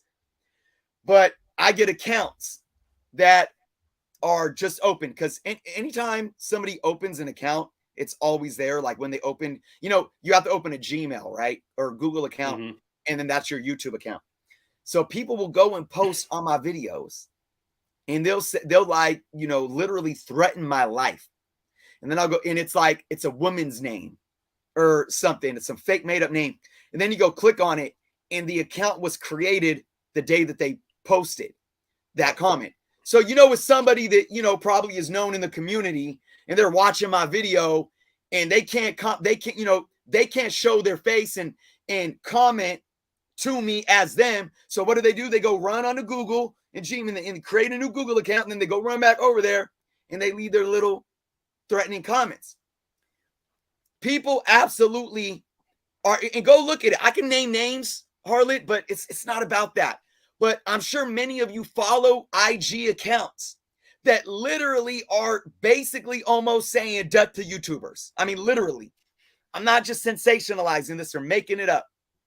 It's getting that bad, and I have personal threats on me, and I'm not even doing this like I sell on Whatnot, and I'm losing money on Whatnot. If you're threatening physical violence to somebody over comic books, man, what the hell is wrong with you? Like, honestly.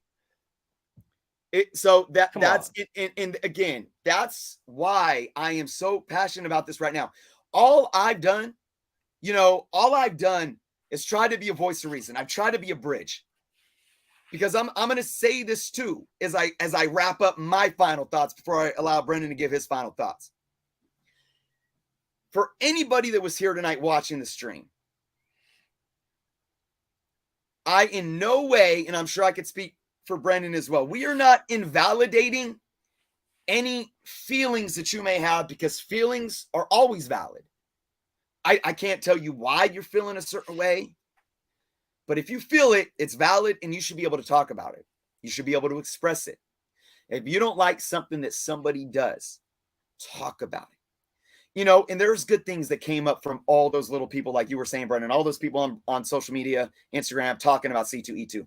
There was good that came of that. Most of it was counterproductive, but guys, talk about it.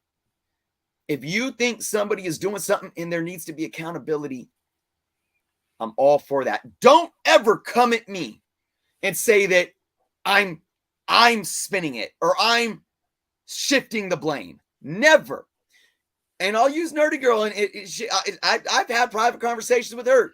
Danielle did something that the optics on that situation, it was valid for people to look at it and be upset and be like, I don't know about this. I don't like this. Danielle, Nerdy Girl, what's up? Talk to us. And she did. That's what Brendan was saying about allowing people to have a conversation and then see if they can grow. And then we grow by allowing that as well.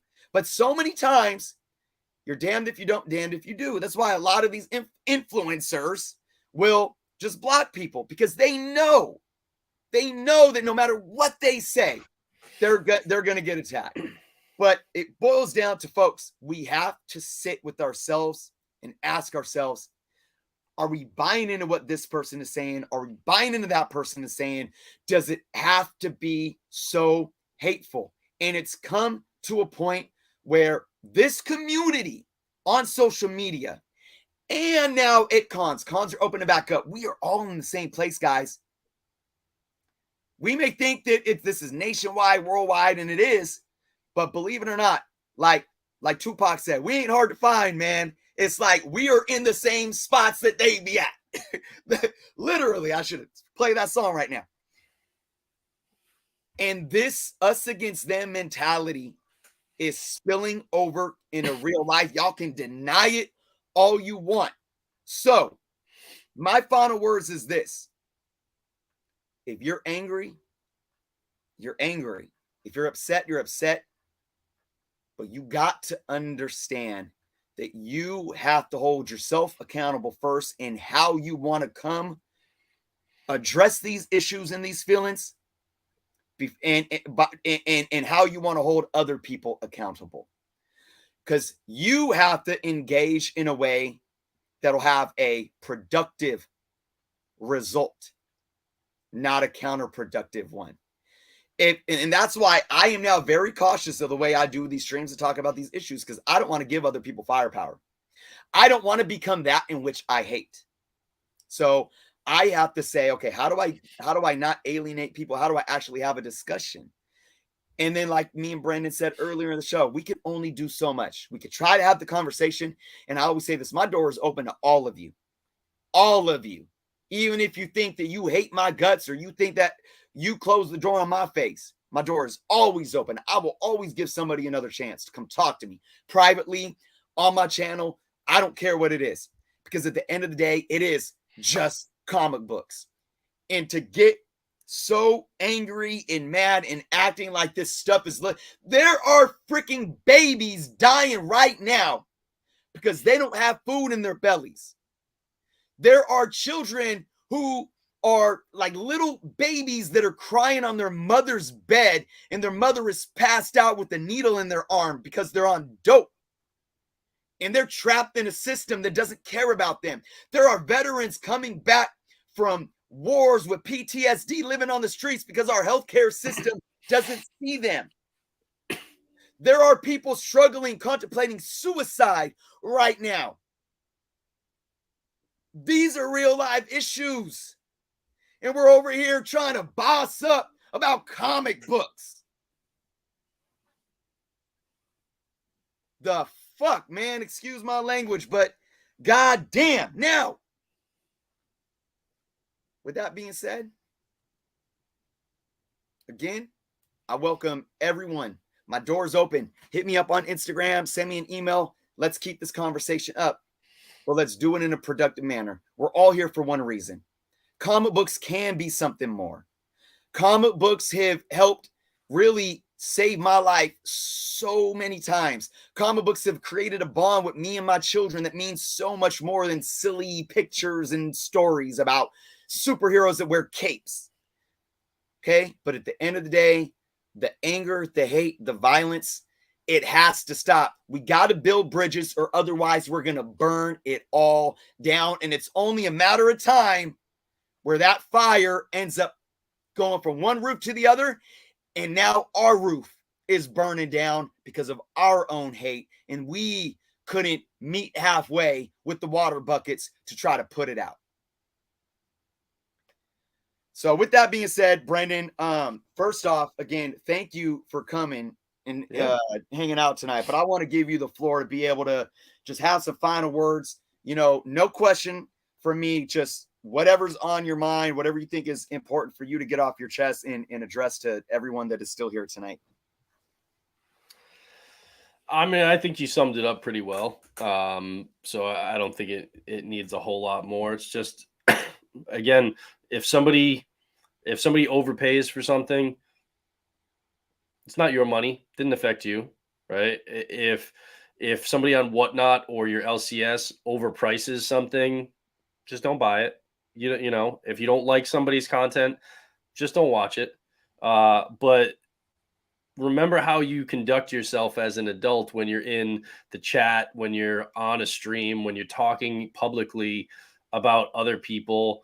You don't need to, you know, reference their physical appearance or, you know, or mannerisms or try and shame people or little digs or kind of make fun of somebody. I mean, you wouldn't like that if somebody did that to you. That's like high school clique kind of stuff. And do you want to be that, or do you want to be above that? I personally would prefer to be above that. It goes to like, look, I live in Boston. I'm a diehard Red Sox fan. All right. I go to Fenway Park and people are chanting Yankees suck all the time. I have never once in my life chanted Yankees suck. Because first of all, you know what?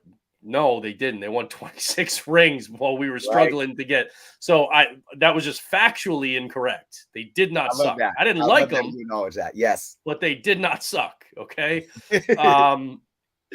I am the guy who I would rather say go Sox than Yankees suck. I want to root for my team in a positive way rather than root against the team that I don't like. And just, and maybe that's not you. Maybe it is. I don't know. Maybe, you know, I mean, I don't begrudge. I know plenty of friends that like to say Yankees suck. I have plenty of friends that are Yankees fans, and we like to bust balls about that stuff all the time. Right. And we go through cycles where one team is really bad and the other team is good. And then that person gets to enjoy it a little bit more for a year or two. You know, that's just the way it is. But just maybe look at it like that. Maybe just think about like, that mentality of I want to cheer my team on rather than root against the other team or root for the other team's demise. So maybe cheer about and focus on the things that you like about this hobby and you like about comic books, and not focus so much of your energy on the things that you hate, because you know what that's going to do? You're going to ruin the hobby for yourself if you're putting all your energy into that bucket rather than the thing that you enjoy. And it's very easy to just put the focus on the things that you enjoy. All right. So maybe just think about that the next time you feel yourself getting riled up. And look, I get riled up about some things too. There are plenty of things that irritate the hell out of me. Yeah. And sometimes I have to take a step back and be like, all right, that's annoying as all hell, but let me be done with that and focus on this. So, my wife and kids can stand to be around me. Right. So maybe just try and take that approach to it. And who knows, maybe you'll enjoy the hobby a little bit more. I love it, man. I love that as a big baseball fan, I love that you use that analogy. I'm the same way. When I'm diehard Giants fan. When Kershaw was pitching his, perfect game, that was like ruined, I think, in the ninth inning. He still got the no hitter. I was like, I'm a Dodger fan for the next like 3 outs because I love baseball. But that's a little bit different. The way that you said it about, instead of, Yankees, focus on rooting for your team, and you're ultimately wanting the same goal, but it's in such a more productive manner. And I absolutely love that. That was and you appreciate the good things too, though, because look, I remember being at Fenway Park back like when we won. And we say we, like if you're a sports fan, it's like we won, not just the Red Sox. We won. Yep. You were a part of it. But like when the Red Sox came back, all right, and swept the back four and won against the Yankees in 04. All right, I was at Fenway Park when they're presenting the rings, and it happens to be opening against the Yankees at Fenway Park the next year. And Mariano Rivera, one of the greatest pitchers of all time, and he was a Yankee, all right? And I wished he was on the Red Sox. He was so good, okay? He comes out. Now, he blew this. I don't want to say blew and negative, but he did not save the games, right? We went up against him, and we won, right? And he would, every time, like Red Sox fans, man, your butt would pucker, and you'd be nervous as hell every time he came out onto the mound, right? Because you're like, oh, he's going to shut it down. And he didn't in that series. We won. He came out, and instead of all the boos that he would normally get at Fenway Park, they gave him a standing ovation and cheered for him because it was like, we beat you, so come on out. We're happy to see you. And he laughed. He thought it was the funniest thing in the world, and he tipped his hat to the crowd. And you know what? Everybody in that crowd, man, they used to hate it when he came out onto the field, but damn it if they didn't respect how great he was. And that moment right there, that was really cool. And so again, it's like you don't have to love everybody, but respect the game, right? And just enjoy it for what it is and try and put the negative stuff away. Love it, man. And on that note, you're making me want to start a baseball channel. So that might be something I might have to do. I'm there for that. Yep. In the near future. Yes. So, man, Brandon, thank you so much again for hanging out and chatting. I know, this is very it goes beyond comics because we are human beings, and I do believe, there's people that are sitting saying there's no community, but there really is. And it's because we are here spending time with each other, influence each other, talking to each other. So let's acknowledge that, and let's acknowledge that we are human beings here for the love of one thing that we have in common. We're not always going to agree, but let's learn to disagree. Let's have difficult conversations, and then at the end of it, just pull whatever we pull out of it. Let's help it allow us to be better human beings. So thank you so much for being a part of this. Folks, thank you guys so much for hanging out middle of the week. I know I don't have to work tomorrow. Well, I'll be working on my YouTube stuff, but I thank you all for, especially if you're on the East Coast and staying up late, hanging out, and have to work tomorrow. I will be here live for my Friday night live, probably around Pacific, but I'll let you guys know what time that is. So again, guys, if you want to go check out Brandon, the Collector Without Fear, go follow him on Instagram, links below, and go check out the YouTube link right under his Instagram link, because him and his folks go live. They do live streams talking about all kind of pop culture stuff, including comics. And I will be a special guest on Monday reviewing Black Panther. Can't wait. So Brandon, again, thank you so much. Chat, thank you guys for being here. Be well, and until next time.